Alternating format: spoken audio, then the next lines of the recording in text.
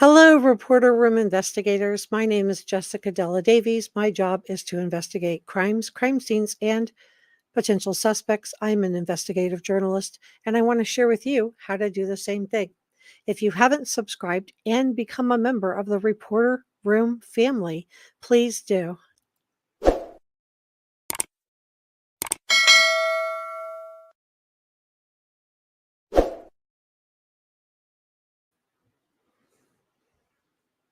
So, everything I'm sharing is my opinion. And I want to thank our subscribers, our mods, and our channel members. Our channel members are the ones with the blue, green, and red verified check marks, and our mods are the ones with the wrenches. So today we're going to dive into a whole bunch of stuff. I mean, a lot. Okay, so I hope I can get through everything.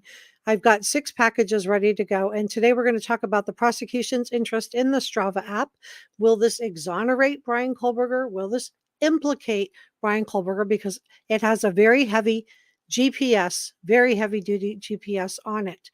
We're going to talk about 4Chan and some theories that have been going around on 4Chan, Pappa Rodgers, and how that interacts with the 4Chan.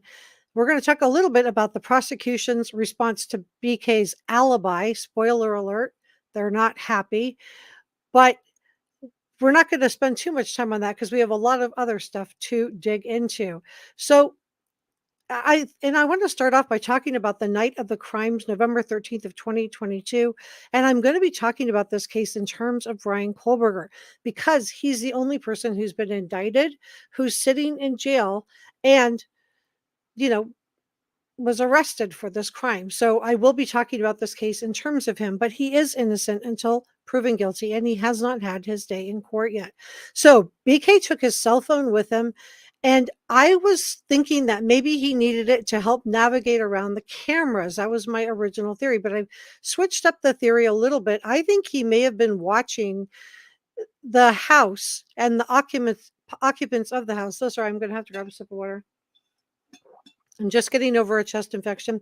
I think he would have been watching Maddie and Kaylee possibly on the Grub Truck video. Now that was being streamed live onto Twitch, and he could have also been linked into Kaylee's computer via her Bluetooth. And I shared with you on a prior video a lot of information about Blue snarfing. So I believe that there is a specific reason as to why BK chose November 13th of 2022. And I think it's because Kaylee had come back to the house and this was his last chance to do what he's been accused of doing. He knew she was coming back and he knew that she was going to be leaving the next day. And if he's watching the house, I'm wondering if he felt safe. And I want to go through kind of what I think was going on in his mind, along with Lockhardt's principle. Let me just come on in, you guys. Come on in. Come on in. Please share this on your socials and let me know what you guys think about all of this. Tell me where you're from. Hi, Mike. Tiffany, I just want to welcome you as a new channel member. Maria's here and welcome, Kimmy, Albarica, and Anne. Oh, we're going to have such a good one. Hey, Cynthia. It's great to see you. Kami says, hey, everyone, thanks for being here. Please subscribe, hit the like button. We are so glad you're here. Thanks for that, Kami. And Enjaz, this is one of our head mods. This is Enjaz. She is awesome. And you'll see a lot of people with wrenches. Hey, oh, hi, Bob. Don't worry. All opinions are welcome. Just share them respectfully. That's all we ask. Donna's here, Jackson's here, DM is here, Joan is here. So come on in, guys. So I have a lot of stuff to dig into. Tell me where you're from, and then we'll start. While you guys are telling me where you're from, I'm going to just go ahead and start digging into this because you guys know I like to get right into stuff. So I do believe that November 13th was chosen specifically. I think part of it was the fact that it was the 13th of the month. And you'll see that this comes up over and over, that date. It came up in the Chris Watts, different month, but same date in the Chris Watts case. So I think that he was watching the house on his cell phone, which is why he didn't leave it at home, which would have been a better alibi, right? Running TikTok videos. And we're going to talk about how upset the prosecution is in a few minutes about this alibi. And I'm going to dig into Strava because I promised you guys last time, and I don't know, I just lost track of my time. But So we know that he probably entered through the second floor patio doors, just looking at where the CSI was and the fact that those doors were open. We know that he was watching the house, probably on his cell phone, feeling safe. He may have been watching Kaylee and Maddie at the grub truck video on Twitch.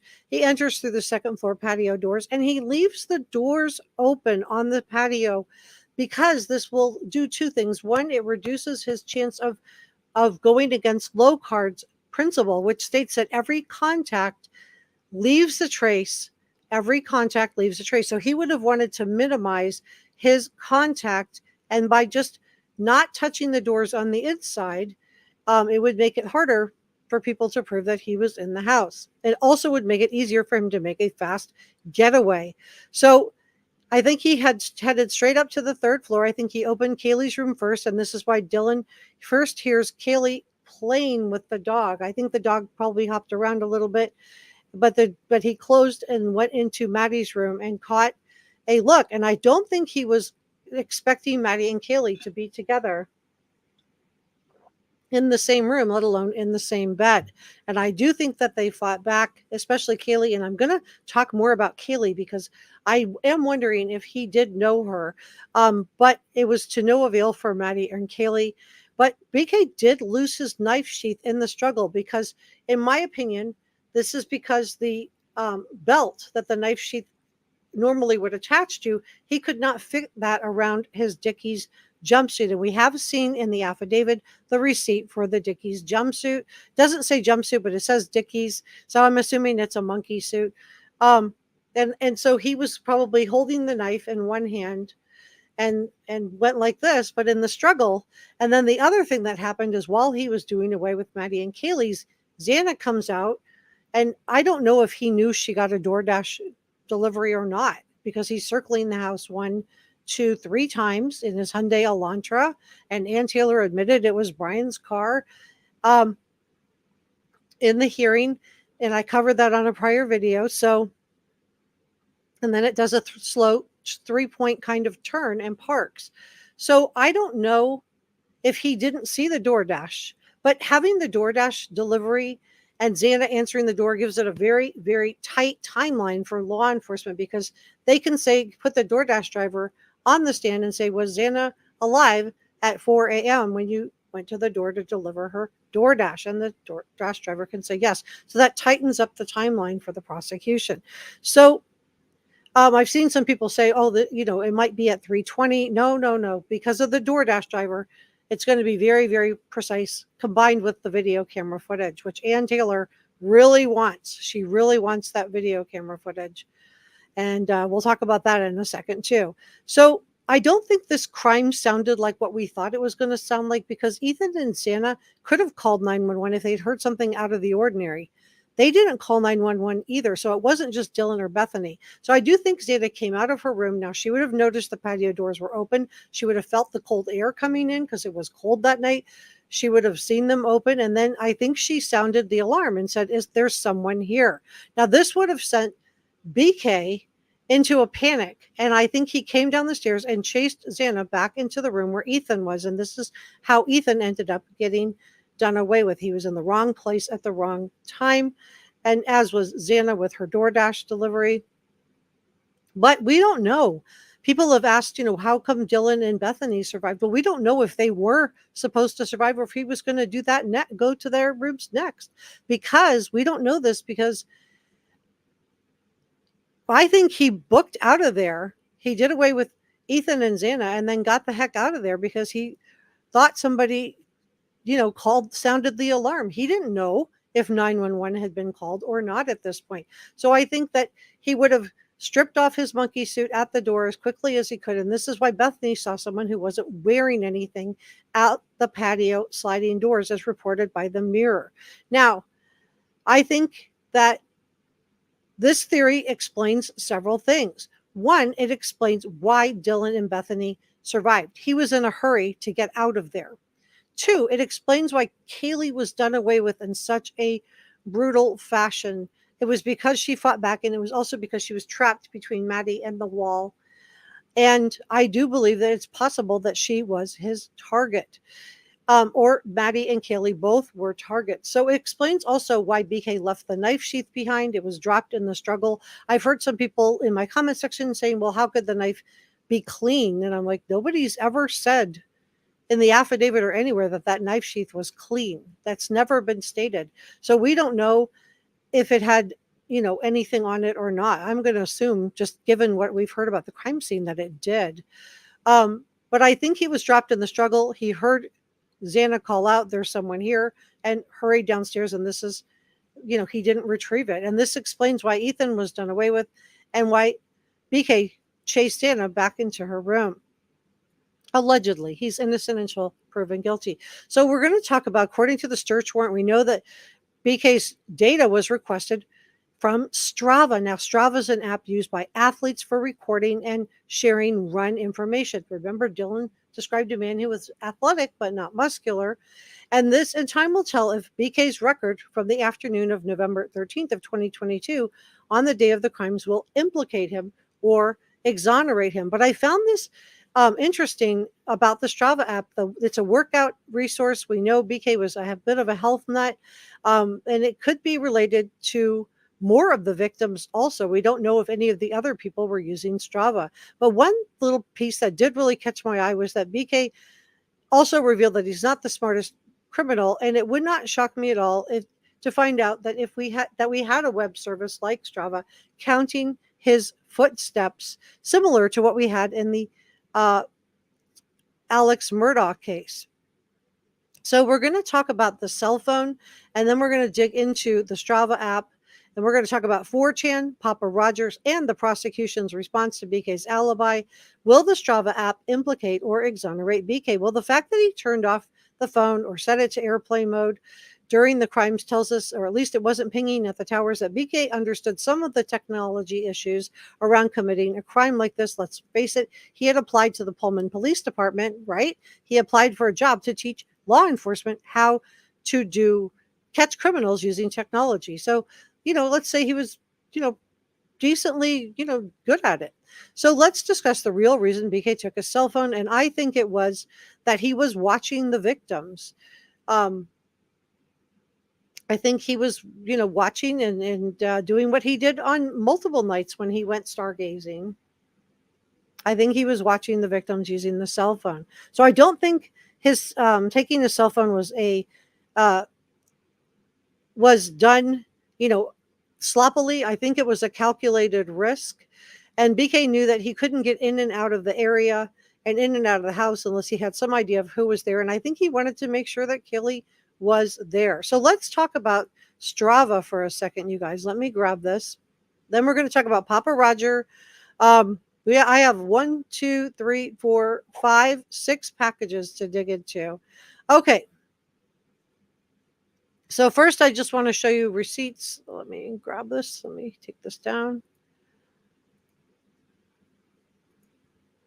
All right. I just want to show you receipts. And I'm going to move myself. That he did, that there were social media connections. Now, I told you guys last week that stalking in Idaho is going to be really, really definitive, and that it means that the victims had to know that to be considered stalking in Idaho means the victims have to be aware of you. And I don't believe that Xana and Kaylee really would have known who he was. I'm not saying, or at least not known him that well. So I just want to talk about the search warrants and just show you the receipts on that. So this is ABC. The documents include search warrant applications for BK's internet activity and some of the additional phone records, as well as the 4 victims' social media accounts. There is, quote, probable cause to believe that those records could yield evidence regarding the November 13th crimes, I'm watching my words, of Kaylee, Xana, Ethan, Madison in their 1122 King Road house. So I just wanted to show you the receipts on that and just show you that, yes, indeed. Let me grab this one.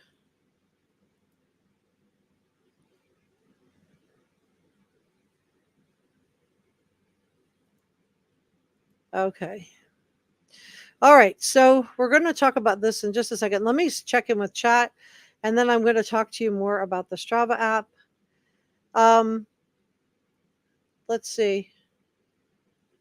All right. I'm way off on chat. Okay.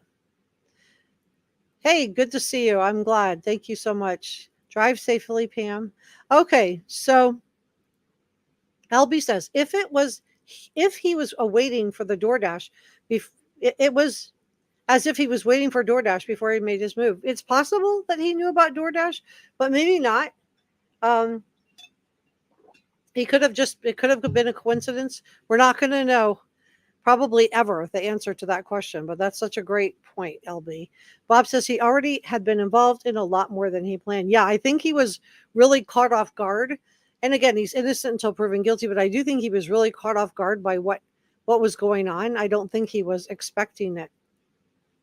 The 80s kid says, does anybody here think he was circling the house looking for a place to park or waiting for the lights to go out? Yeah, I think he was circling the house. I think he was, and that's why he had the cell phone with him. Remember, this is somebody with OCD, obsessive compulsive disorder. So he would have been in a routine, in my opinion, that he was going to use that cell phone app to watch the house. I think he had been doing that for a long time. So I don't think that the prosecution's only going to have these cell phone pings. I think it's going to be either the Strava app can implicate BK because it will line up with the cell phone pings and prove once and for all that he was at the 1122 King Road house, or it could exonerate BK if the Strava app could prove that he was somewhere else. And I told you this last week that if Ann Taylor was smart, then what she would want to do is try to find out as much as she could about Strava and see if that exonerates her client. Or if any of the other apps, the Snapchat app, which also has an app that maps people, Snap Map, and TikTok, which has some tracking, nothing like Strava, but still some tracking in it. So, yeah, great point. Hey, Ozzy. Ozzy said, I think it was mainly Kaylee. Thank you for sharing that. Spiritual says, all of this I definitely agree with and have always felt like it was Kaylee he was targeting, but it felt like it could have been both girls. And Jazz is our head mod. And Jazz, she wants to welcome you all and tell you that she's pleased you're here. I'm pleased you're here too. Please join the Reporter Room family and subscribe. Come join us. We're a really nice group. Hello, Cirrus. Good to see you. I'm glad you're here. We're gonna have such a great live stream tonight, you guys. Starless says November 13th is also the day the Amityville house happened in real. Oh, you're right, Starlight. Forgot about that. So Amityville was the 13th. Watts was not November 13th, but it was on the 13th. So I think that the 13th day also would have had some significance to him, in my opinion.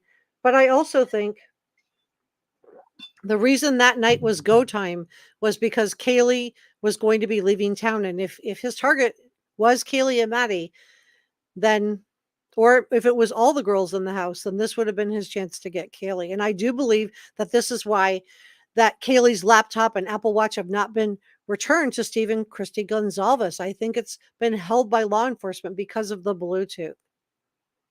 So we're going to hear about the Bluetooth at the trial. Bob says it may have been one young lady over the other, but I believe he was looking for a target of opportunity. LB says, I find it absurd he uses stargazing as an alibi when it was cloudy. Yeah, there's some problems with that. I agree. Piper says, if he was innocent, he would have had an alibi from the start. Hi, Cheryl. Denise says, this particular photo of BK, his eyes even look black empty as if he's remembering that night. This is so funny because I want to talk about the black eyes and why his eyes, and then we're going to dig into Strava. Let's talk about that for a second. Okay, so Leonardo da Vinci said the eyes are said to be the windows of the soul. In other words, the eyes are the windows into the soul. And one of the biggest descriptions of BK are his eyes, right? We've seen multiple pictures of him just staring, and his eyes. Let me just bring this back up for a second. If you look at his eyes here, they do appear to be sort of bulging out. The lips are pursed, giving him sort of a predatory look. And this is in multiple photographs that I just want to show you before. So let's just think about the eyes. Multiple photographs where those eyes are just bulging. Look at that. Okay, so let's talk about the eyes, because I do think this is significant. Um, so let me just go through this a little bit, because I love that comment that you said about the eyes look darker. So what you're seeing is not an illusion, and I'm going to tell you why. So in my one of the biggest descriptions that we've had about BK are his eyes, his staring, and then of course Dylan talks about his bushy eyebrows. And he doesn't just glance, and this is not according to me. This is according to multiple witnesses and former acquaintances. He stares. His eyes stared around. In my opinion, it's somewhat predatory, with his lips pursed in a sort of a superiority look. And this is why I think Ann Taylor doesn't want any close-ups on Bryan Kohberger. So I think he's scanning for weaknesses. He's scanning like a predator. He's staring into people's eyes to get a glimpse into their soul, while he appears soulless and devoid of empathy, devoid of compassion, devoid of kindness. And he uses his eye contact in three different ways. The first way is to investigate. His eyes are darting around, they're scanning, looking for prey. Now remember, he was 28 years old and a teaching assistant, while the victims were significantly younger. I think Dylan, and I am going to call her a victim because the only crime she's committed is surviving, in my opinion. She was 19 and the oldest one was 21. These were really young. So 19, 20, and 21. I think Xana and Ethan were both 20. And I think that Kaylee and Maddie were both 21. So they were smaller, they were younger, and they were female. And this is, in my opinion, so he could dominate them. So I do think he used that CSI room that I shared with you on the campus of WSU. I believe he used those cameras to watch potential victims. Remember, those cameras at WSU linked up to 5 different law enforcement agencies. So I also think that number 2, he used his eyes to intimidate. We've heard stories of eyewitnesses of young females on the University of Idaho campus, a campus that BK would have no reason to be on, feeling intimidated by his persistent staring. So much so that one of the young women who was interviewed in the article that I shared with you on last time's live stream said that she went outside with her friends to eat lunch, and I believe he was intentionally trying to intimidate her and make her uncomfortable. This was a way for BK to assert his power over her. He enjoyed it.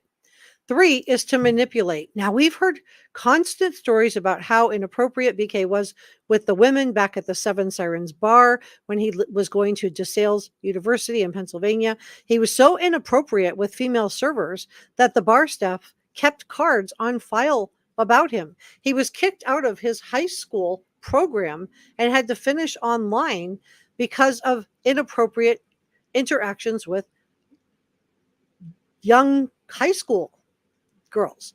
So we've heard stories about young women at the Washington State University who felt uncomfortable about him accompanying them to their car when his presence was not wanted. So he followed them to their cars anyway. We also know that he tended and befriended a WSU colleague, allegedly, reportedly staged a break-in into her home where he moved things around but didn't take anything, and then offered to install security cameras to help her.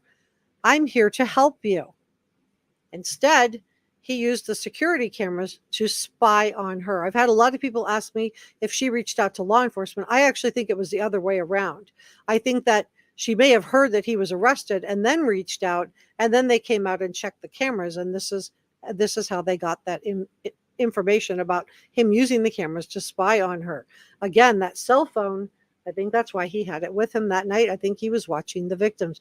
We've also heard stories of his bizarre Tinder date where this young woman had to pretend to throw up to make him go away. And then he was just kind of awful to her, saying she had nice birthing hips. So either he's incredibly inappropriate or not nice. But there's not one specific definitive set of characteristics that make up a sociopathic stare. But I would say that, this is what a lot of people are picking up on. And I think one of the most unsettling things about looking at Bryan Kohberger is, and one of the reasons that Ann Taylor is so adamant that she doesn't want the cameras in on her client, is that there is a lack of coldness. There is a lack of warmth. There is a lack of empathy. There is a lack of compassion that people can pick up on. You guys have picked up on. And his eyes are wide and bulging. And I think that the whiteness of his eyes would have made his eyes look more bushy. Now I want to talk about reduced blinking. We know from like Elizabeth Holmes, people that who she was convicted in the Theranos thing. We know she's probably sociopathic. People have talked about how she rarely blinked, and we've heard multiple women recounting the way that BK was looking at them. And I do think that his focus would have felt predatory to a smaller, younger female in particular. So we've heard, so I want to talk about why his eyes look dark. So, and we heard the same thing with Ted Bundy, that when he was engaged in his crimes, that his eyes would turn black. Okay, well, there's a scientific reason for this. His eyes literally turned black, and he had blue eyes, just like Bryan Kohberger did. So what happens is their pupils, when they become enraged and they're acting on this rage, their pupils dilate because they're enjoying it.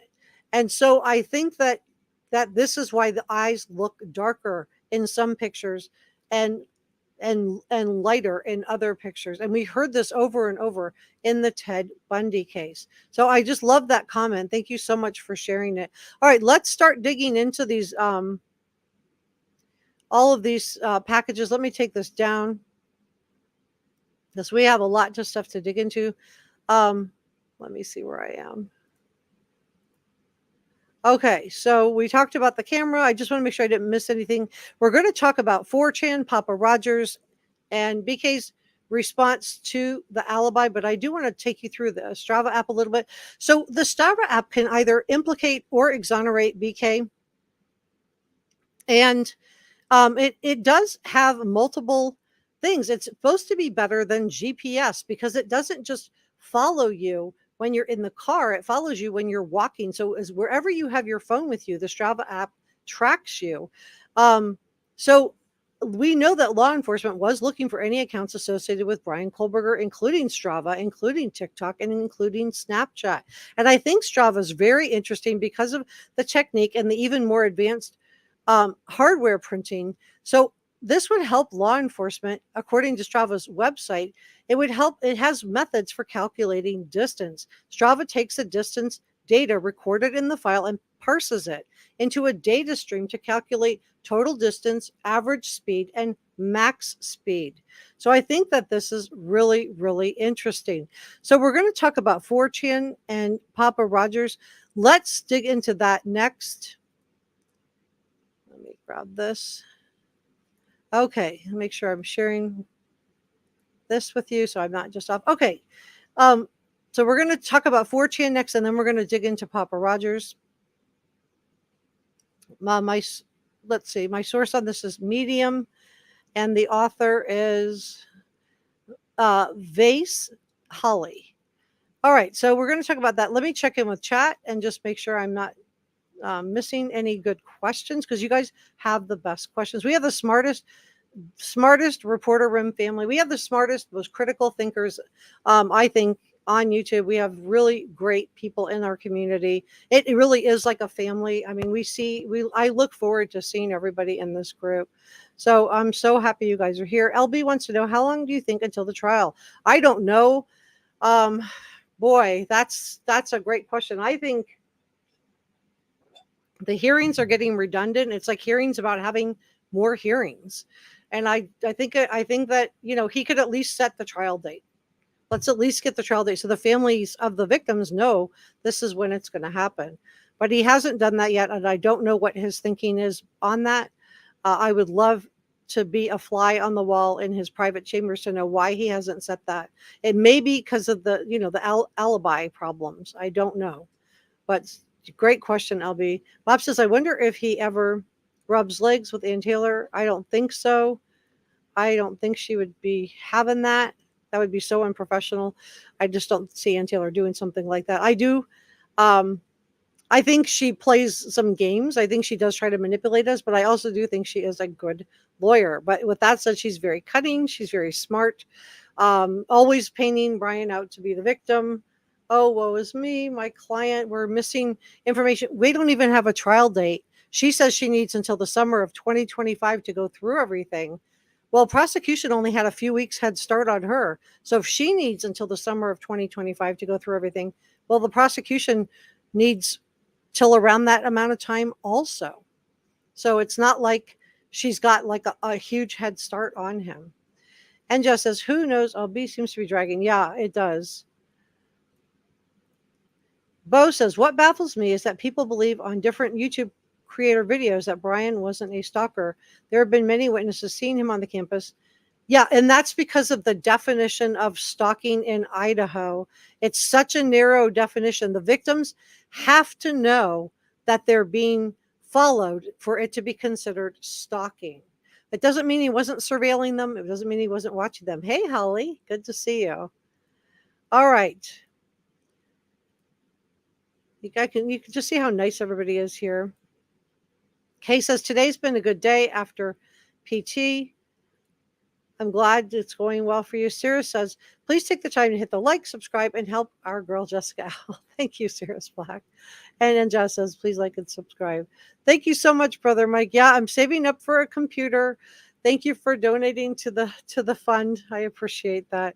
We'll do a couple more comments and then we're going to dig into this 4chan because there's a lot to unpack here. And then we got to go into Pappa Rodger. And do these things link? I'm going to tell you what I think, but I'm more interested to know what you think about it. Kami says, absolutely, he was stalking the girl's house. Maybe this will help change the law about them having to know in order for it to be considered stalking. Yeah, the definition seems to be very, very narrow in Idaho. And then 80s says, well, he's been sitting in jail, so they've got no defense strong enough. Well, the prosecution certainly isn't happy with the alibi, and we're going to talk about that in just a few minutes. Kami and Ann Taylor still wants, she doesn't want to give up the alibi because she wants to see what the prosecution has.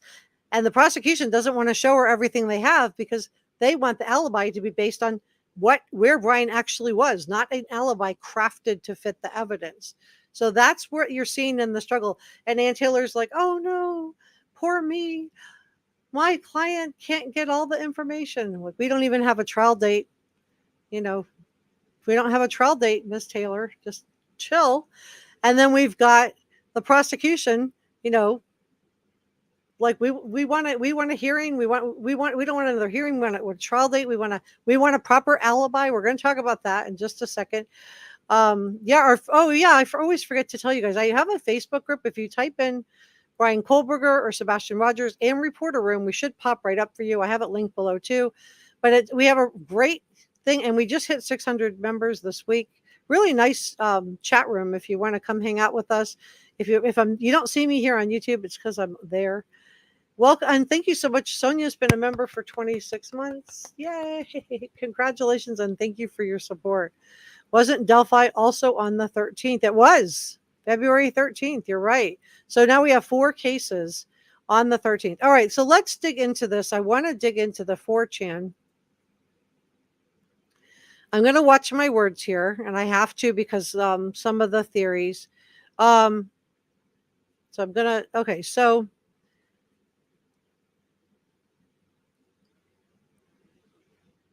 I'm not going to go into anything too graphic as regards to Kaylee.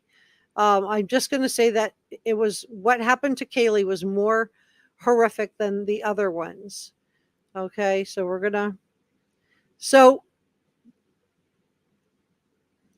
the person posted some really, this particular anonymous person, this was on 4chan, posted some really detailed stuff that a lot of people wondered if this was Pappa Rodger, if this was Bryan Kohberger coming into it.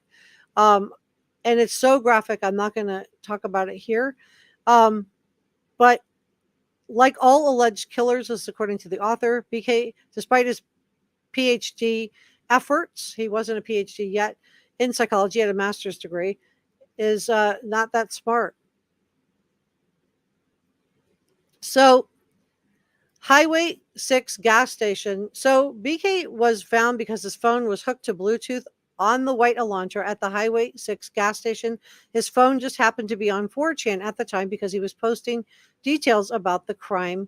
This is according to 4chan. He connected through public Wi-Fi. So your phone will always search for connections. If your Wi-Fi feature, whether your Wi-Fi feature is on or not, your phone will be offered a handshake. So the router will register it. But if your Wi-Fi feature is on, your phone will register it too. So both will register it. But always the router will register the connection. And this is why we have geofencing. And that's why it's going to play such a big role in this case. So the cell phone constantly connects to whatever Wi-Fi and cell towers networks are near you. And it does this to constantly know its location. So whenever you need a cell tower, you have one. Whenever you want to use Google Maps or whatever, it doesn't take 5 minutes for the phone to get jacked into the correct GPS network.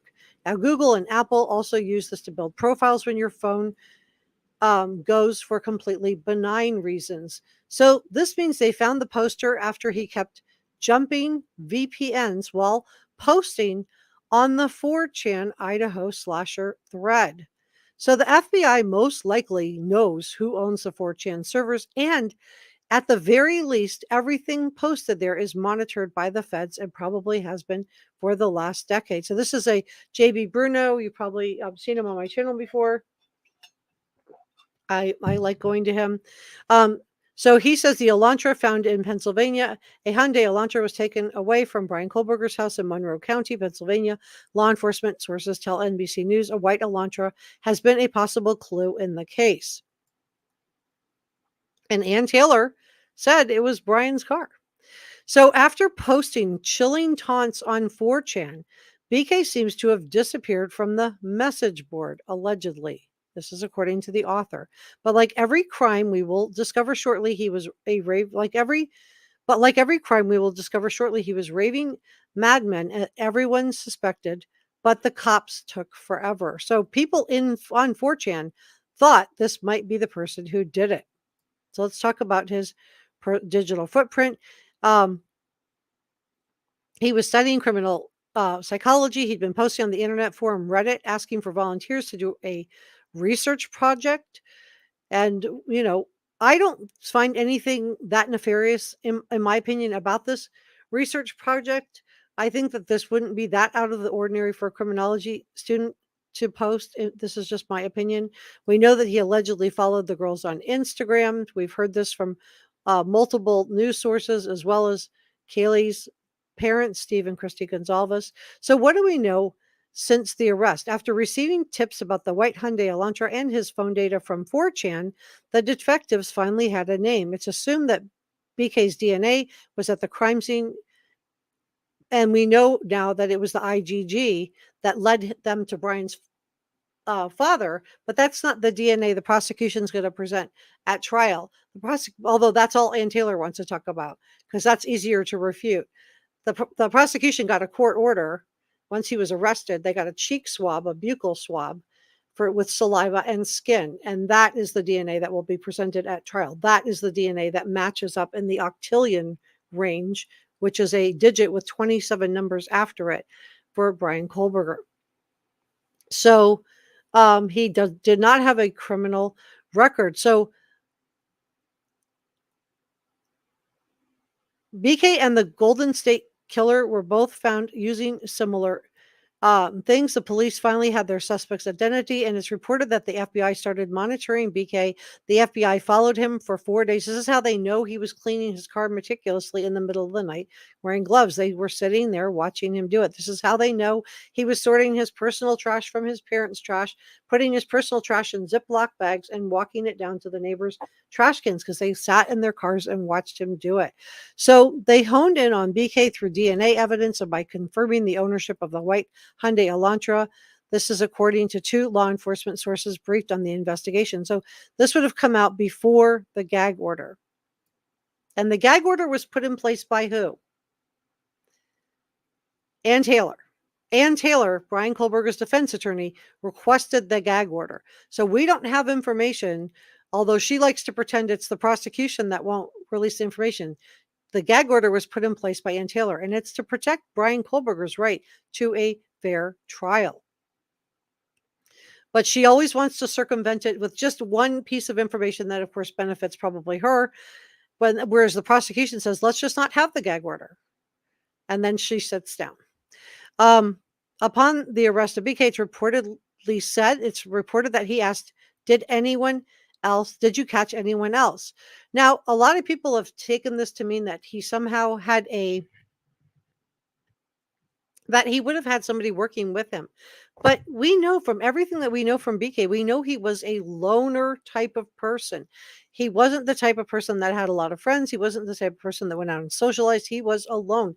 So I think it's unlikely that he would have collaborated with someone else on something like this. I think this is something that he would have done alone. I think it's more likely, as this author believes, that it's more likely a ploy to help his defense. He would have been very paranoid. I mean, cleaning his car, he had gotten pulled over twice on his way from Pullman, Washington to Albrightsville, Pennsylvania. They pulled him over twice. So I think that, I think it's fair to say that he was probably feeling pretty paranoid, which is why he's separating his trash from his parents' trash. And so he would have been thinking about what he was going to say in the event that he did get arrested. But by all accounts, he was kind of a weirdo. His this is the author, not me saying this, is his personal life was lonely, no girlfriend to speak of, and he didn't get along with other people. We know he was having an altercation with his professor at WSU. He was getting removed from his teaching position. So definitely some dark triad of personalities, maybe narcissistic, maybe borderline. I think there's some psychopathy there, in my opinion. So in conclusion, the arrest of the alleged American psycho BK will help the residents of Idaho sleep better at night. So we know from the Goncalveses, and I'm really going to watch my words here, that Kaylee's injuries did not match Maddie's. They said, quote, they may have individually passed away, watching my words here, from the exact same thing, but I'm watching my words, but there are more details. They are not even close to matching. So was it proof that Kaylee was the target? We know Kaylee had told her family that she had a stalker. So this author thinks it will be confirmed that BK was at the Corner Club the night of the crimes, and that he was the guy that was reportedly kicked out for acting creepy. So I don't know what you guys think about all this, but I do think, oh yeah, we all owe Hoodie Guy an apology. That was John Jack Showalter. Okay, so that is the 4chan. Let me grab the next one, which is going to talk about Pappa Rodger. We have so much to unpack. I hope I can get through everything. I'm definitely going to try. Okay, let me check in with chat. Hey, Lucille. Lucy says, I believe he was seen by one of the roommates driving by earlier that night, and one placed him there. Very interesting. Yeah, please don't use all caps. Please don't at anybody. Just keep it classy, guys. Cheryl says there has to be some evidence on those devices for them to keep them. Yeah, I think so too. And, Steve was wondering why they hadn't got Kaylee's laptop and Apple Watch. And you can see, it's the last thing you might have, last photos on there, stuff that a family might really want to have of Kaylee. But I think that don't have it back, because I think these things are going to be used as evidence in the trial. Yeah, LB says same type of eyes and lips as Bundy. Hey, Michael, good to see you. BK has creepy eyes, Mike says. Bob says, does Idaho have? Yes, they do. They don't use that, though. The first thing is sodium pentothal. So that's the first try. But sometimes they can't get that, and the other one is just a backup. Innocent until proven guilty. Yes, I think I've said that twice. I'll say it a third time. Thank you for reminding me, Amy. Denise says he really has blue eyes. Yes, he does. And I think they turn black and the same thing with Ted Bundy, where people described him as his eyes turned black when he was, enraged, and it's because the eyes dilate. So if you're really excited about something, I'm watching my words, and you're enraged, and I don't mean excited in a positive, it might have been positive feeling for them, but the eyes are going to dilate. And that's what happens. And this is why Ted Bundy also was described as his eyes turning black when he was by women who survived him. Tara said, in my opinion, if the Strava app showed that he was not really there, they would have used it already, so it must not. I don't know. She says she has 51 terabytes to go through, so maybe she's just not there yet. Not Betty Davis eyes for sure. Holly says, my 13-year-old says BK has dead eyes in the turtle outfit picture. Yeah, I think a lot of people have that feeling. Mike agrees with you. Tara says, one of these days, I will catch a live and not be driving. Hey, Jody. Sarah says, it's actually presumed innocent, and I'm not going to be on his jury, so I can speculate that he's guilty. Yeah, we're here to talk about the case, guys. We're going to talk about it. Consider giving this a thumbs up if you're finding this information to be helpful, useful. It helps me out with the YouTube algorithm. Bob says, my name would be Blue too, but I'm having Jessica's baby. Oh my gosh, Bob, you're killing me. Jacqueline says, oh, thanks, Jacqueline. Yeah, for those of you that don't know, I'm just getting over a chest infection. That's why I sound a little hoarse today. Ozzy says, was this the older woman he worked with or one of the girls he drove home? I don't know who was. I don't know what you're asking me, Ozzy. He's an incel. Yeah, that's the theory that a lot of people feel like on this, that he's involuntarily celibate. Now, most people who are involuntarily celibate don't, or voluntarily or involuntarily, don't bother anybody. This is a very extreme way to be. DM says, thank you for so much for showing him wearing the orange jumpsuit instead of his new suits. Birthing Hips comment is from the movie Dark Shadows. Oh, thanks for that. Ozzy says he watches way too many movies. Esther says, nothing leads to me. And yeah, his sister was in a really scary movie. Simon, hey, good to see you. This was not a crime of opportunity. This looks like a stalker that's been spurned, someone that's not socially skilled, someone that's not great with women. Thank you for sharing that.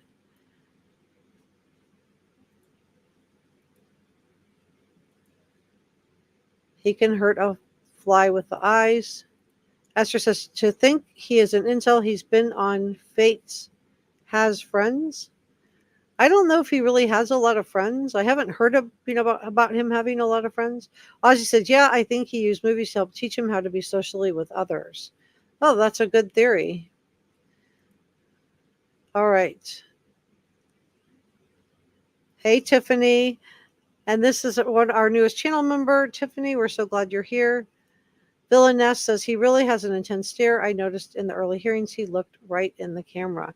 Yeah, and I think this is why she does not want him and us and the camera anywhere near his face. I think he makes inappropriate facial expressions and his eyes are cold. They lack compassion. And Murray says very unnerving. Thank you so much, Cynthia, for the super chat. I really appreciate it. For those of you that don't know, I'm saving up for a better computer.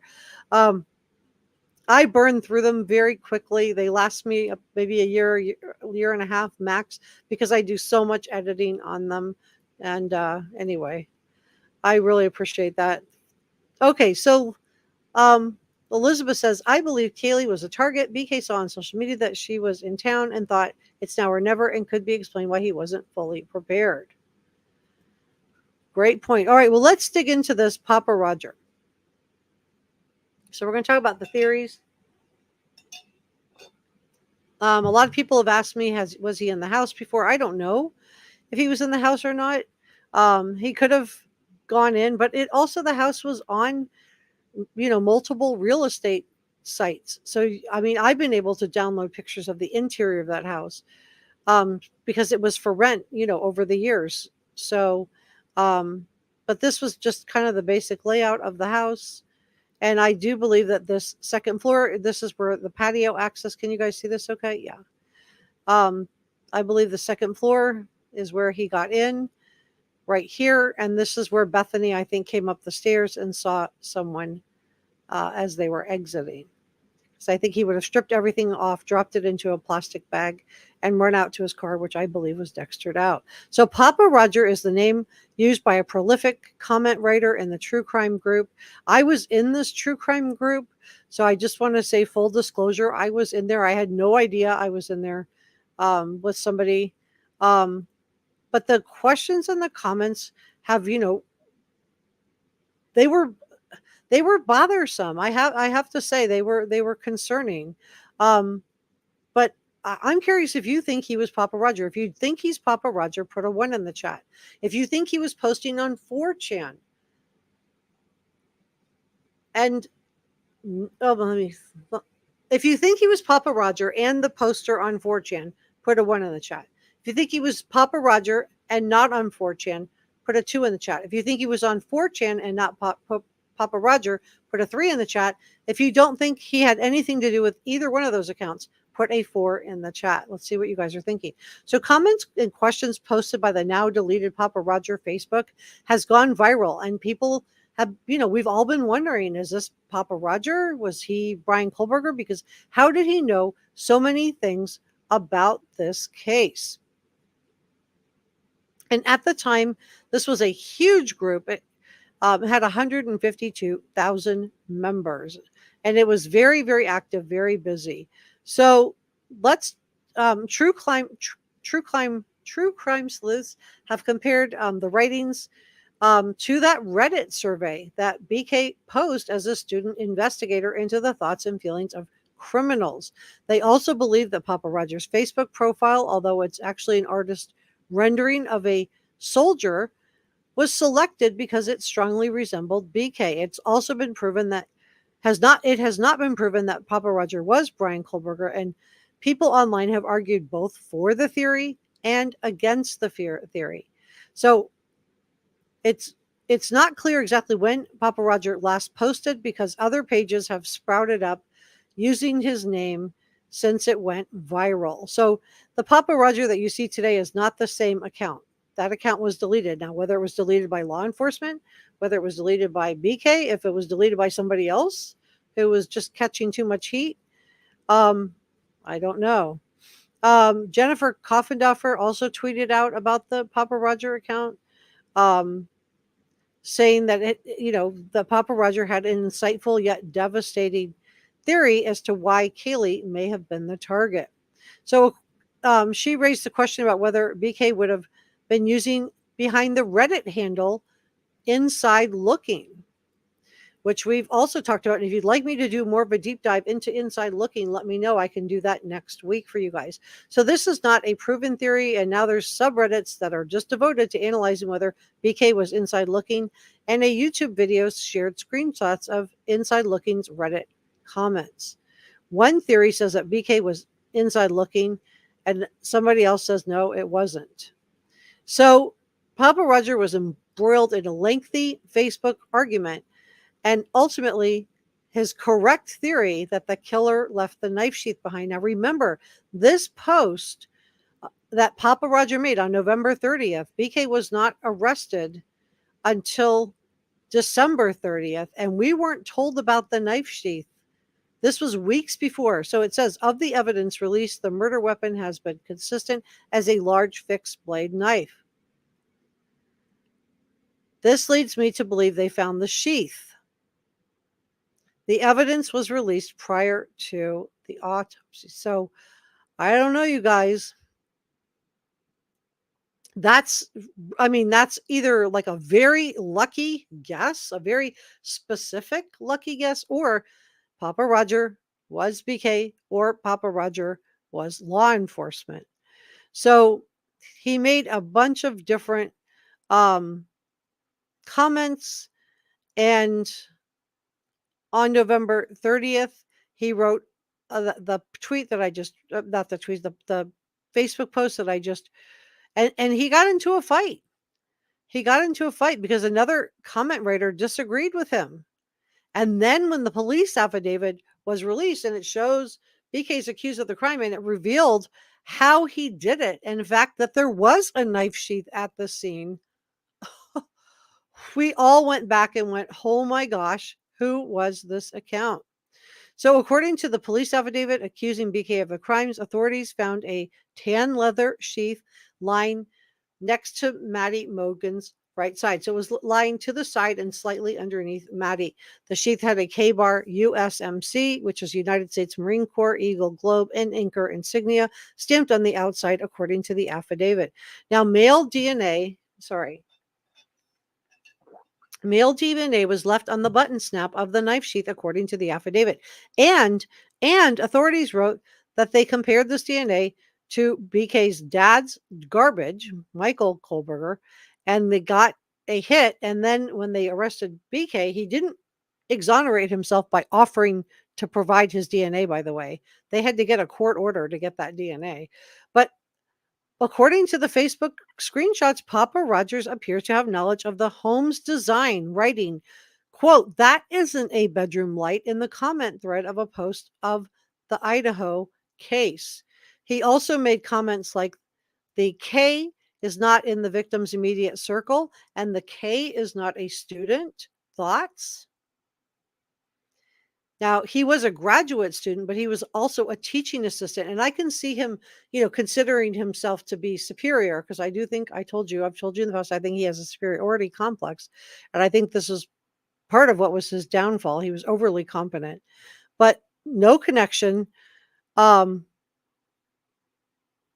the victims was outlined in the affidavit. But we have heard of connections since then from Steve and Christy Goncalves, where he was following Maddie and Kaylee on Instagram, especially liking Maddie's photos.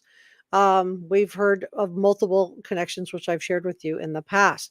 So Pappa Rodger wrote also on December 14th, remember, BK wasn't arrested till December 30th, not a new post from me, but still very relevant. How long was the K in the house? He then responded to the comment and said 15 minutes. And this is almost precisely right, because the affidavit says 4:04 a.m. Remember, they were able to get that timeline really, really tight because of the DoorDash delivery and seeing that car circle that Hyundai Elantra 1, 2, 3 times before doing a 3-point turn and parking. So they were able to get very, very precisely in on the time frame. So a lot of people also think that this Pappa Rodger picture does resemble BK. So I'm wondering, did he pick this soldier because it kind of looks like him? A commenter wrote in the Facebook discussion group of the theory, it's not his picture, it's a digital recreation of the photograph by artist by Yi Zhu. And you can find it on the internet if you go back to June 2nd of 2014. So the theory of him using an AI app to create his own image. So I agree with that. I'm just wondering, did he choose it because it looked like him? Okay, so now let's talk about compare and contrast Pappa Rodger to the questions in BK's Reddit survey. And tell me what you guys think. So this is the research participation that he wanted. He was looking for ex-convicts. And at the time, he posted the survey to ex-cons in the subreddit, quizzing people about their thoughts and feelings on criminal activity. That survey has now been taken down, probably by law enforcement. In the now deleted Reddit post, Bryant wrote, "My name is Brian. I'm inviting you to participate in a research project that seeks to understand how emotions and psychological influence decisions making when committing a crime." So there's he was at DeSales University in Pennsylvania at the time. This is what it looked like. And then the research study focuses on a series of questions and other queries, including, why did you choose that victim or target over others? And another reads, after committing the crime, what were you thinking and feeling? So there's a part of me that wonders if he wasn't living a little bit vicariously through them. And did he start to wonder what it would feel like?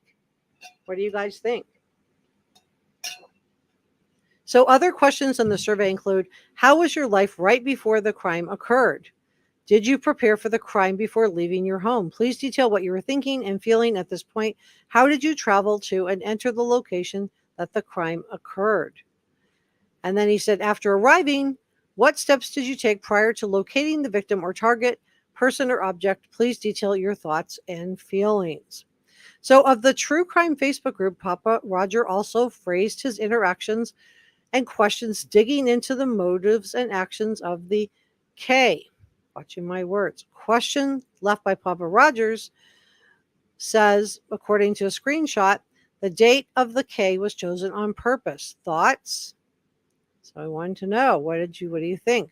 In one side-by-side collage, people compared BK's survey asking, why did you choose the victim or target over the others, to Pappa Rodger asking, why did the K choose that house over all the others in the area? And I've told you guys so many times, if we can understand why certain choices were made, it helps us understand who. Like, why was the house targeted instead of coming at the victims at the university? And this is why I do think that it's very possible that, and I think it's worth considering the fact that Dylan and Bethany were going to be next, that maybe his target was these 5 happy, beautiful co-eds living in this off-campus house. Maybe that was the target. What do you guys think? So one popular theory in the true crimes group is that the last name Roger could play on the Elliot Roger.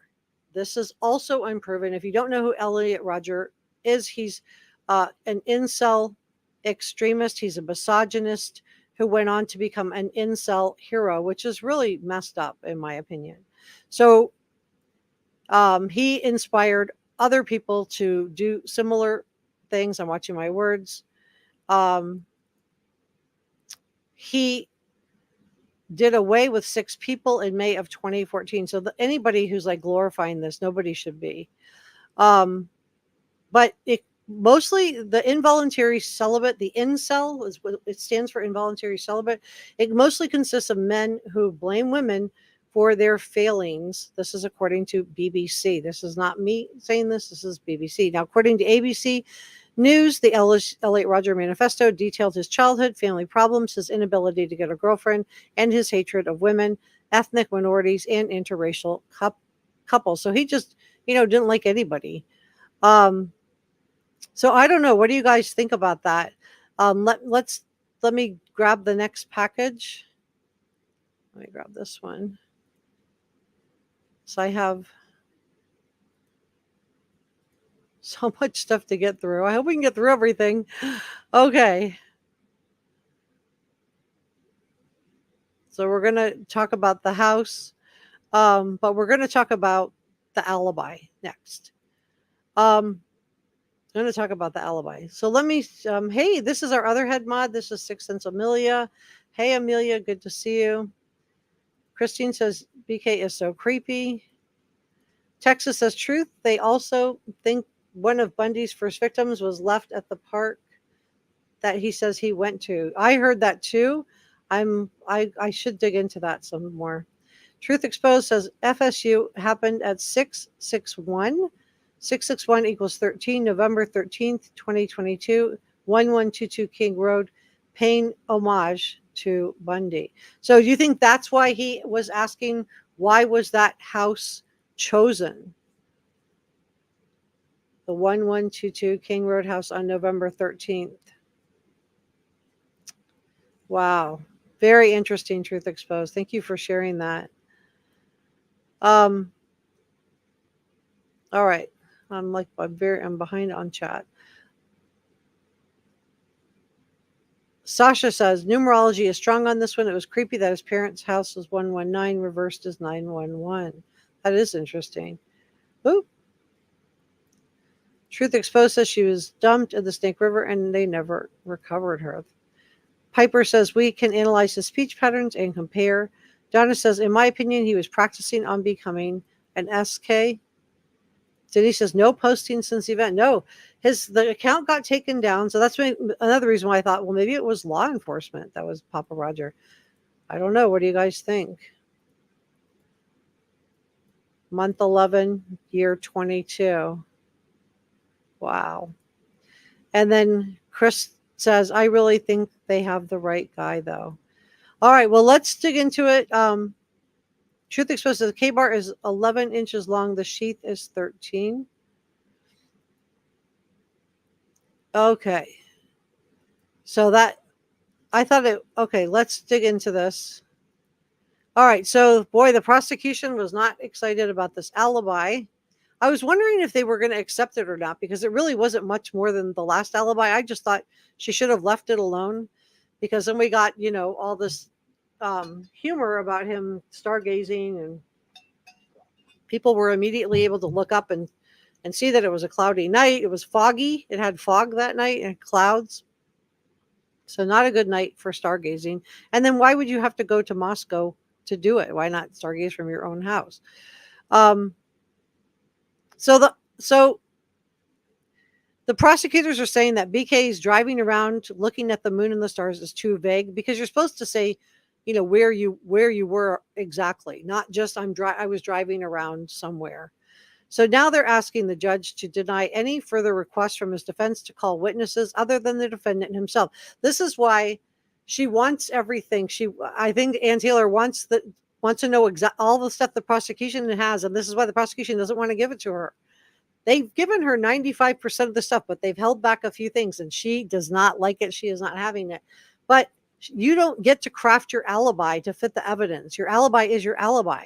The purpose of the alibi is so that we don't seat a jury and spend millions more dollars on a trial if your client was at, a 24-hour Home Depot or 24-hour 7-Eleven or something like that. So this is what Bill Thompson, he's the prosecutor, says: with the exception of the reference to the Wawa Y Park, which is new, the defendant is offering nothing new.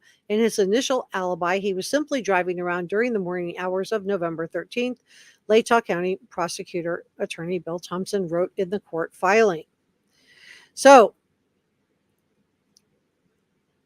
as the state noticed in the August 23rd, 2023 hearing, the state is aware that the defendant was driving around in rural areas of Whitman County, Washington, and Latah County, Idaho, during the early morning hours of November 13th of 2022. In fact, the defendant's travels during that time are described in the probable cause affidavit supporting the original complaint. So he's just not happy with this alibi because it doesn't meet the legal standards. Now, according to Edwina Cox, who's a Boise-based defense attorney, she previously represented Lori Vallow Daybell, Chad Daybell's wife. She says that the prosecution's concerns may not be enough to convince the judge. However, so this is according to her, she said it's not up to the state to determine what is or not relevant to the defense. This is what she said to Fox News. She noted that Kohberger had a constitutional right to mount a defense and called the latest filings, quote, the prosecution's equivalent of a temper tantrum. Now we're just getting petty, in my opinion. I think that was just something petty to say. But I think Bill Thompson just feels like he's being jerked around.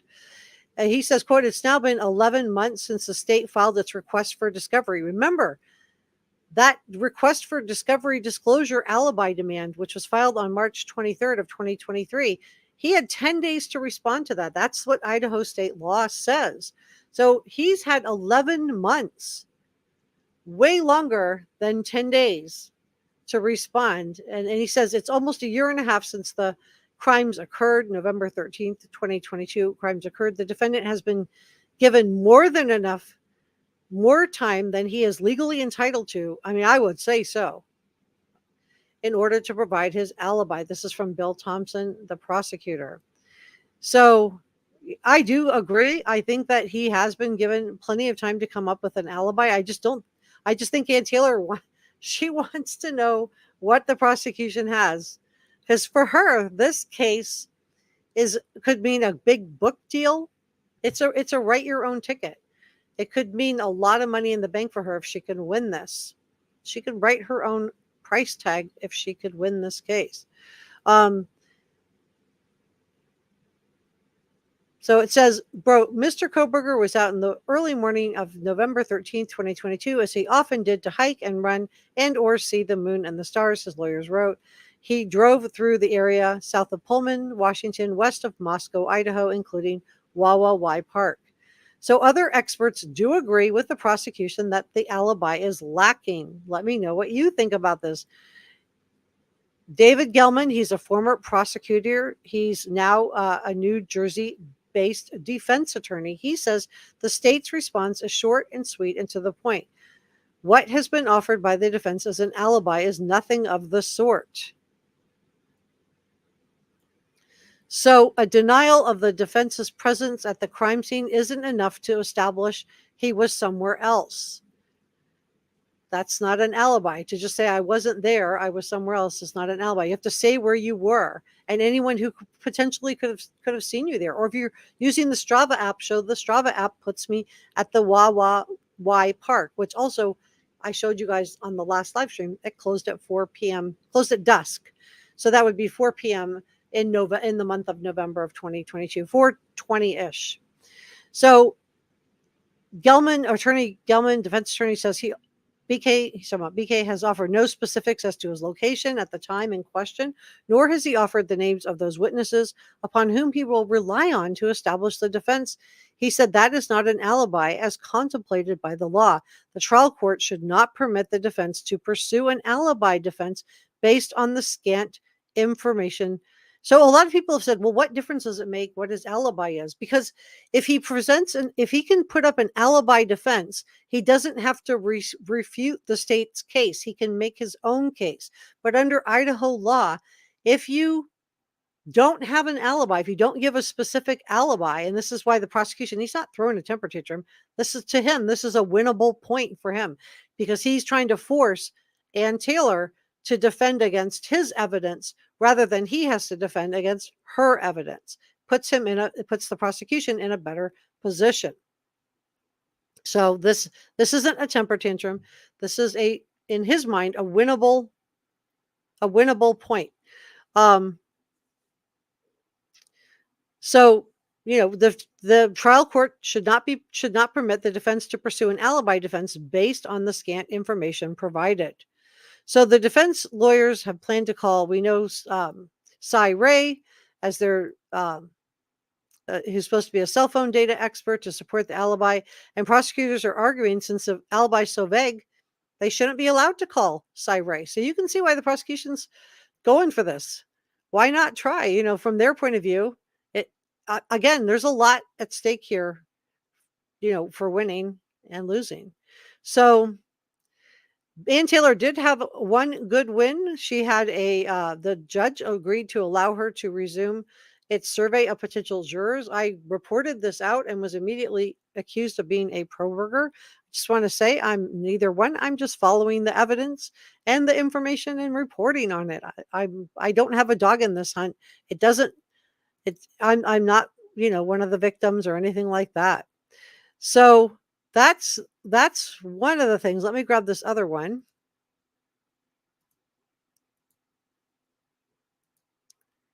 Okay. All right. So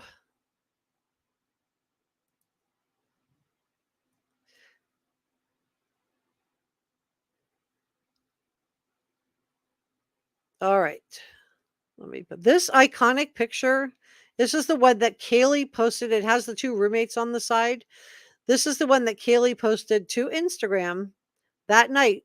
So he was following them according to the Goncalveses. So he would have known Kaylee was home. All right. Let's see what you guys say on this. Have to grab a sip of water. Just getting over a chest infection. We have Dog the Bounty Hunter. All right. Coffee Cake says, why are you making him prove his innocence? They need to prove he's guilty. I'm not making him do anything. I'm just reporting the news. Powder Pack says, and I'm not laughing because it's funny. I'm just laughing because when I report it one way, I'm accused of being pro Bryan Kohberger. When I report something that benefits the prosecution, when I report something that benefits the defense, I'm immediately called I'm called being a pro Bryan Kohberger. And when I'm not either one. I'm following the evidence where it leads, and I'm bringing you guys all the information because if you guys know anything about this channel, it's that we bring you all the information so you can decide for yourself. So if you like the idea of having all the information so you can make up your own mind, then you are in the right place. Powder Pack says the alibi, he is still driving his car. He says he like why park. That's all fluff. Same with the stargazing. The alibi is that he was in his car. So I hope I answered your question there, Coffee Cake. Texas says, if he's innocent, then just say where you are. Well, I think that's the prosecution's thing too. If you're going to have an alibi, you need to like give a time and a place. Your alibi can't just be I was randomly driving in the car, and we're going to have a cell phone expert come in and just say he was, in the car. Partial corroboration. Allison says, BK Powder Pack said, all Cyray does is say that pings could hit different places. It's junk science.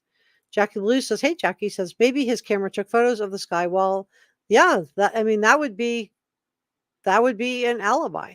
But she didn't say that, did she? And that's the problem. The prosecution wants to know, what are we specifically refuting? What are we, because they have to get, if they know they're refuting X, Y, and Z, then they can line up their experts to refute that. Just like Ann Taylor wants all the information from the prosecution. Well, the prosecution wants all the information from the defense. And they requested this alibi, which is due in 10 days, 11 months ago. So you can just see where they're just, maybe pulling their hair out a little bit. Geocode. Yeah, exactly. Allison said, BK thinks he's smarter than everyone else. So it was icy and cloudy that night. Yeah, it was. You are very unbiased and professional. Thank you, Denise. I try. When you're getting accused by both sides of favoring the other side, that I'm just following evidence and bringing you guys information. I know, I guess calling, I know, BK, that's, I just say that for simplicity's sake. It's a shame that the victims have no say. It is, Janet. I feel like in all of this, Kaylee, Maddie, Ethan, and Xana, and I consider Bethany and Dylan to be victims too. I think they might have been potential victims. If Xana would not have called out, or someone wouldn't have called out, there's someone here. And I believe that's when he raced down the stairs, how the knife sheath got left behind. I just wonder if they would have been next, because if the house was the target, and we've been told that the house was the target, then that means that all of the young 19, 20, and 21-year-old women living there were targets. Piper agrees.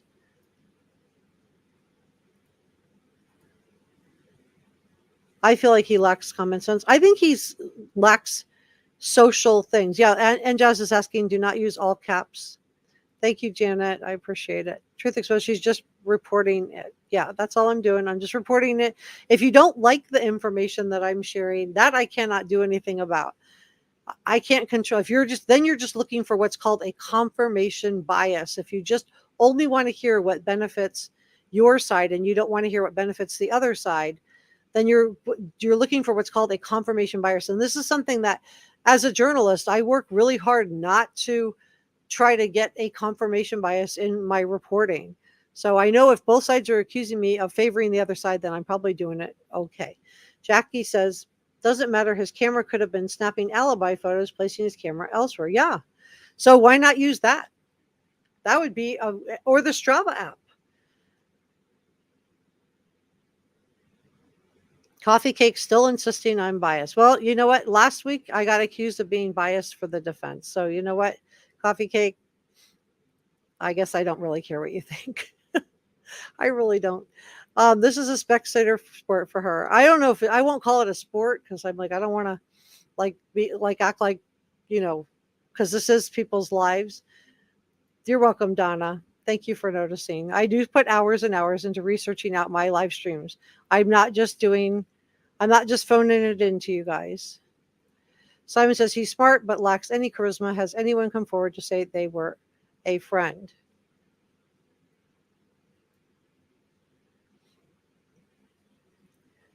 Mary Ann says thyroid conditions. Yeah, Graves' disease can cause a bulging of the eyes, but we have seen no evidence that he has Graves' disease. I think that if he had that, Dan Taylor would have told us. And the weight loss is related to medications. I'm watching my words. Laura says, think this first time super sick, considering what asked to help write paper. I'm lost. Okay. Denise says, he should have said it years ago, yet he chooses to sit in jail. Jacqueline Blue says she didn't have to say it. Reasonable doubt. Say what, Jackie? Janet says, if this is where he was, then why didn't he say this 10 months ago? I don't know. Powder Pack says, why not just say you gave your phone to someone else? It's basically the same alibi. Coffee Cake says, in the PCA, they relied on information. Where is it? I want to see it now. You can look it up. I've gone through the PCA in multiple live streams. I don't have that planned today. But if you want to see the information that the prosecution's relying on, you're going to have to wait for the trial. And who put the gag order in place? Who put the gag order in place? The defense team did. Ann Taylor did. Not the prosecution. Piper says the defense has said no DNA. I'm car or house, but never said no DNA in the house. They left the house out. Denise says, I believe these girls were targets, in my opinion. Jackie says, well, that's okay, Jackie. I'm like, I do all caps too, but it does like, we just do lower, like normal capitalization. First name, good to see you, says, it's been confirmed that he was stargazing at an overcast night, at an overcast sky that night for reals. And I think the prosecution just wants to know, if you were stargazing, where were you? You need to tell us where you were. I was driving around. Okay, I drove down this road, and then I turned onto this road, and then I turned onto this road, and then I ended up back here. Tell them specifically where you were. And, if this is a real alibi, then wouldn't it have been great if he would have come out with this right away? Because then Ann Taylor could have gone in and tried to get camera footage to back up his alibi. Simon says, disagree regarding pings. Even if the location can be inaccurate, the time of a ping can be very accurate. It helps prove a timeline, even if the location. Yeah, and I think you're right about the location. And I think this is why, Simon, that Strava app and its GPS capabilities can either exonerate him or it can implicate him. So if I were Ann Taylor, that's what I would be focusing in on. Oh, I'm got one. Anthony says, I see Chief Smiles was well, he retired so he can run for sheriff. So yeah, I'm sure he's excited. He's been with the force for 25 years. I know people tried to say there was something nefarious about it. Ooh, I'm not going to do that to you for clicks and views. I could have done that too. I didn't do that because, in looking it up, he had been with the force for 25 years, and now he's going to run for sheriff. So, this seems like a good time to retire and go do that. The elections are only, are cyclical. So if he's going to run, he needs to go do it now. Thanks for the one, Mama. Dog the Bounty Hunter says, who were the people that were seen smoking a cigarette shortly after? I don't know. Probably just some students standing around. Zero says, we must all find the truth and try to make the world a better place. And Justice, that's okay, Jackie. Caps are fine as long as you don't write your whole comment in caps. It messes with the algorithm. Your work speaks for itself. Thank you.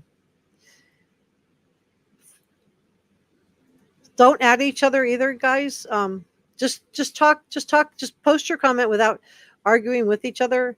I want everybody to feel comfortable. And this doesn't have anything to do with what anybody's doing now, but a couple months ago, we had somebody in the chat. She's never come back. And I feel really bad because she just, had a differing view than a lot of people in the chat. And people were adding her with their comments. And it was to the point where she, stopped coming to the chat. I don't want anybody to ever feel like they can't share their thoughts on this. This should be a safe space where everybody feels safe to share their views on this. Power Pack says, my alibi would have been I let Kopaka borrow my car and phone that night. Well, I think that, I don't think I've dug into Brent Kopaka. I've done videos on him. I just don't think he had anything to do with it. Visual snow can be a side effect for most psychotropic depression medications. Interesting. Pepper, hey Pepper, says, what was it that led the police to start following, tracking him to begin with? It was the car. I went through because Dan Taylor said I didn't know how his name got on law enforcement's lips, and I literally went through step by step how they narrowed it down. They were casting a very, very wide net, and they just kept narrowing it down. First name says, I believe the first one was the interview room and one of the local news channels. Thanks for that. Penny, hey Penny, says, we don't know what they truly found. However, there are more things that will track you besides pings. Yes, you are right. Thanks so much, and Jazz. Piper says, innocent people have nothing to hide, no reason to delay. Jackie says, it doesn't matter where he was. Well, it doesn't matter. That's true. But if he wants to put on a defense based on where he was, then he needs to tell the prosecution so they can put their experts up to refute it. So in that sense, it matters but ultimately it's not for the prosecution to decide. It's not for the defense to decide. Certainly not for me to decide. This will be up to the judge if he wants to accept this alibi or not accept the alibi. Sarah says, I want the trial to happen so that we can all see the evidence. I do too. I was so disappointed we didn't get a pre-trial. We didn't get that preliminary hearing and that they did a grand jury, because I was really looking forward to digging into everything. And I'm not ending here. We're going to go through this other article, but before I forget, let me just say a massive thank you to our producers, George Brown and Jazz. Oh, hold on. I do have to take this down. My bad. Hold on. Let me just do over. You guys didn't see that. Okay, let me say thank you to our producers, George Brown and Jazz, For Amber, Energy Shots, Angry Muns, and Not So Saintly. And thank you to all of our channel members. You guys keep the channel going. Keep us moving forward, even when videos are demonetized, which happens a lot in true crime. So your support is so appreciated. And if you would like to have your name appear in my videos and in all of my live streams just like this, you can hit the join button. It is next to the subscribe button. And if you want to join the Reporter Room family, we really do have a nice family group. Feel free to subscribe and join the family. We would love to have you. And I have a Facebook group too. So I would love to see you there as well. And I'm not done. We're not done. I'm just going to do this real quick. And then this is super sticker PayPal gratitude. Thank you so much for your kindness and generosity. All right. And this is gifted channel memberships. Thank you so much. And for those of you who received gifted memberships, I think that's great. Okay. So this is the iconic picture that Kaylee posted. This is probably one of her final photos of all of them. It was taken. It was taken that day. It was posted on her Instagram on November the 13th. So, and it had the roommates on either side. So this is just to talk a little bit more about the Strava, Reddit, TikTok, and Snapchat, because I do think that these apps could exonerate BK or it could implicate him. So police are hoping that having access to his social media history, his digital footprint, might unveil information on his alleged relationships with the students. So although the stalking statute does not apply, we do know that he had one of the victims' IDs inside a glove, inside a box. We know he was following several of the victims on Instagram, two of the victims on Instagram. So this is forensic detective Lawrence Mowry said to investigators, and I've talked about him before in multiple live streams. He said that the data needed from the social media platforms, that there is probable cause to believe that his accounts included information related to the investigation into the crimes of the homicide or burglary at the address where that's the 1122 King Road house address. So prosecutors have demanded BK's profiles, search history, usernames, every message, all photos, a list of people he followed or unfollowed. This is according to the warrants. So I think this is really interesting. So I do think they're trying to line up those cell phone pings. And this is why, Ann Taylor's saying I have 51 terabytes of information to go through. Well, the prosecution also has this amount of data to go through. And this is where Scott Reich, who's a criminal defense attorney, said, I think it would have benefited BK to just not have waived his right to a speedy trial and force the prosecution to go forward, because clearly the prosecution is not ready either.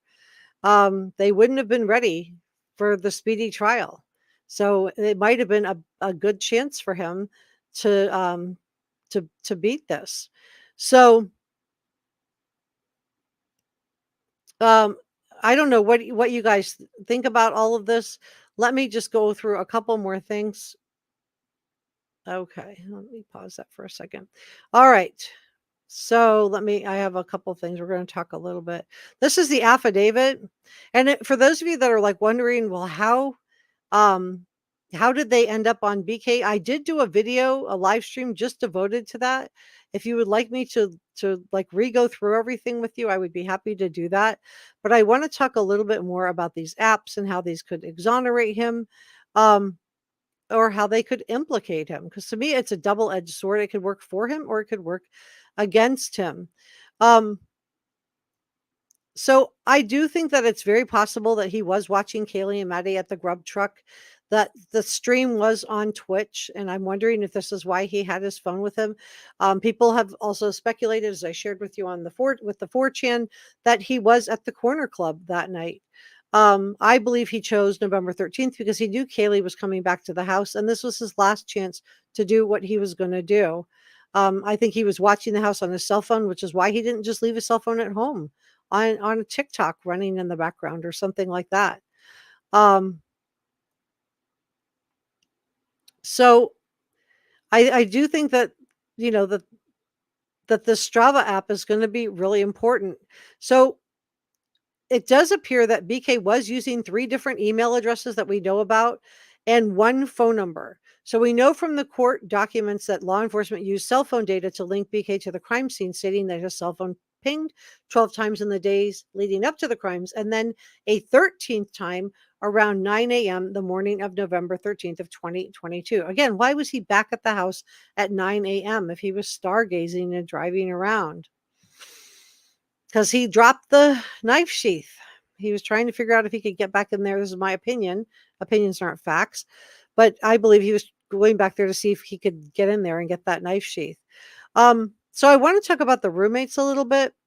So, um, and I want to talk about that 911 call and the unconscious individual. I've talked about this a little bit before, but I just want to reiterate this because I think some people still do have, I see really the problem with the affidavit and then the gag order that was put into place is that we've been left with this vacuum where we know Dylan and Bethany survived. We don't know why. I've shared with you my theory today why I believe they survived. I think he ran out of time. I think when somebody called out, "There's someone here," and I believe that was Xana, I believe that sent him into a frenzy, and he, chased Xana back into her room. Ethan was in there, and I think he was collateral damage, and then exited out the patio door because he didn't know. He didn't know if somebody was calling 911 or not. But 911 was finally called, and what happened? And there's been a lot of misinformation attributed to this. Also, Ethan's friends stopped by. They stopped by because they had plans with Ethan. So they came by looking for him. They knocked on the door, and this is when they found out about the crime scene. I don't know in what order the roommates or which roommate answered the door. I'm assuming it's Bethany since she was on the ground floor. And then we have this bizarre 911 call that we've never heard, alerting law enforcement that 4 university students were that somebody was an unconscious individual at the home at the 1122 King Road home. So we've all speculated, did somebody pass out? Did one of the roommates pass out? Did one of the friends of Ethan pass out? But here's the thing. The call was made from one of the cell phones of the 2 surviving roommates at 11:58 a.m. on November 13th, and the dispatcher was speaking with multiple people. So a lot of people have raised questions about this unconscious person. So let's just clear that up today once and for all. So a potential reason for the mysterious 911 unconscious person message was revealed in Airmail's article, and apparently civilian employees at Whitcomb 911, which is the agency that serves Pullman, Washington, and it also handles the 911 calls for the Moscow Police Department as well as several other agencies. Now, their agency was severely understaffed, and due to such an extent that dispatchers had a protocol. They were concerned that their ability to uphold public safety was at risk. So, under their standard protocol, when callers call and are one, agitated, and I'm going to assume in this case, hearing that law enforcement said it was the worst crime scene they've ever seen. Some of them had PTSD afterward, that the callers would have been agitated as well because these were their friends. The dispatcher will often assign the call the generic label of unconscious person rather than waste valuable time and resources trying to gather specific details. So I believe this is why this 911 call talks about an unconscious person. It's not that somebody survived. It's not that somebody fainted. It was simply that the callers were agitated and they were probably talking to more than one caller, because it's possible that the dispatcher also could have assigned this generic label because they were talking to more than one person. Were they passing the phone around from one person to the other? What do you guys think?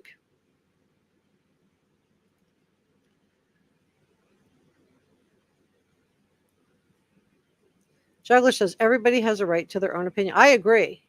I want this to be a safe place where everybody can share their opinion of what they think.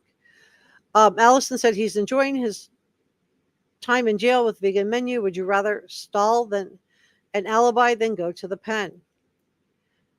And Candy says it scares me because I have serious PTSD from the military. I don't have friends where I live. My alibi would always be alone by myself. But you would probably have your cell phone linked into your house. They'd probably be able to match your geofencing, and they're probably not going to have you driving your car at the crime scene. Remember, Ann Taylor admitted, and I played this for you guys in a couple of videos, she admitted it was Brian's car. Oops, that was not intentional. Truth Express says WSU, the weather report, if you look at it on that, it states it was cloudy and foggy. Yeah, and I think that this is where the prosecution, will be able to refute this alibi. And just says all opinions are welcome. We just ask that you speak respectfully to everyone here. Thank you. Holly says, I feel it's important to emphasize a safe place to respectfully share opinions. I agree. Thank you, Pepper. Jackie says they found him before his trip back east. Yes, and I already did a whole video on how they narrowed the search down on him. I did a 2-hour live stream on it, Jackie. It's in the playlist, and it would have been in January, February, March, somewhere in there of this year. Dog says standing around as in Emma and Demetrius. I'm not familiar with that. Sorry. I don't know who that is. Juggler says the DNA is what's confirmed his involvement. Sasha says, I'm alone all the time too. There are lots of things in your home that can alibi you. I think if he had left his phone at home and just left it on TikTok, it would have been logged into his house router, and that would have helped alibi him. Thank you so much, Allison, for the $3.99 super chat. That is really nice of you. Thank you so much. Thank you. Emily says his DNA was found on the sheath on the bed next to, I know. I agree, Emily. You're right. And the sheath didn't whatever you want to say about this, the sheath didn't get beamed down onto the bed from the Starship Enterprise. It was found underneath and to the side of Maddie, and it had his DNA on it. So, and then the car without a front license plate, and I believe, and Ann Taylor admitted it was his car. She admitted it was his car. I think they have images of him driving the car. I think that's why she has to put him in the car. And I think they have him on some of the security cameras going to and coming from the crime scene. He took a roundabout route, but Powder Pack says, I'm thinking as a confidential informant, tip them to Kohberger because he got in front plates right after maybe a neighbor. A lot of people have talked about that. I haven't heard anything from law enforcement about that, or seen any sourcing on that. But if you have some, please feel to drop me a link in the comment section so I can go through that. Jackie says, I'm just saying my theory supports his stargazing alibi. Fair enough. Juggler says, this trial won't go to trial until 2026, I predict. You might be right. I mean, Ann Taylor went summer of 2025. Bill Thompson, the prosecutor, offered her spring of 2025, just trying to get her to agree to a date. And she wasn't having that either. I kind of get the feeling with Ann Taylor that it's her way or the highway. Just in the way that she talks to the judge sometimes, I'm like, I don't know. Inside looking, yeah. Truth expresses, I don't want to hear about DNA not lasting on brass either. Buttons on the K-bar snaps are made of poly blend of copper, brass, and steel. They dip the snaps in a clear coat. Wow. Very, very interesting. Very, very interesting. Thanks for that, Jackie. Hey, Bel Barika. Game over. Oh, I just saw your sticker. Oh, Jackie, look at that. I thought you were saying like at some point. You meant it today. Hey, that's great, Jackie. Thanks for that. Thank you, Jackie. That's awesome. Yay. New channel member. I think Jackie, I'm just glad you're staying with us. We have such a nice group. Truth Exposed says this studies these channels are parodying about DNA lasting on brass was conducted on ammo rounds and doorknob settings sitting in the sun. Beast defense has nothing. Oh, you're talking about Brian Christopher Kohberger. Okay. Laura says the gas lady and car, I thought it was a knife sheath. Truth Exposed says those studies can't apply to the knife sheath. Clear coat snap, never touching sunlight. Thank you for sharing that, Truth Exposed. This is why I love reading your comments. You guys are so smart. I learn every time I read your comments. Hey, Texas. Texas says, yep, would have been the best way for them to make a mistake. Now, please give me a thumbs up. Thank you so much. Thank you, Njaz. Thank you to us. These are our 2 head mods. And then everyone else you see with wrenches are mods. So thank you so much to all our mods and channel members and subscribers. Petterpack says, what if the private driver was BK's schoolmate and saw him drive by? What private driver? I'm not sure what you're referencing. I must have missed something in the chat. I'm sorry. If you want to clarify that, that would be awesome. Laura says, also too, oh, so cringy looking, extremely popular case. If the speedy trial, hard to find jury and fresh mind. Now more time elapses. Yeah, having a delay benefits the defense a lot. It benefits the defense because witnesses move away, witnesses' memories fade, witnesses pass away. It does benefit the defense. That's why she's delaying. 80s Kid says the defense has no defense, just attacking the process. Well, that's going to be her defense. She's going to do the big bus theory. Throw everything against the wall and see what sticks. Thank you, Jody. All right, guys. Well, I think I'm going to leave it there. I just got over a chest infection, and I'm going to be doing a members only live stream right now. So if you haven't subscribed, please do join the Reporter Room family. We have such a nice group of people. If you're on Facebook and you want to be part of a smaller, nice group, check out the Reporter Room. If you type in Reporter Room and Bryan Kohberger, or Reporter Room and Sebastian Rogers, those 2 things should pull up the group. I also have it linked below. Would love to see you in our Facebook group.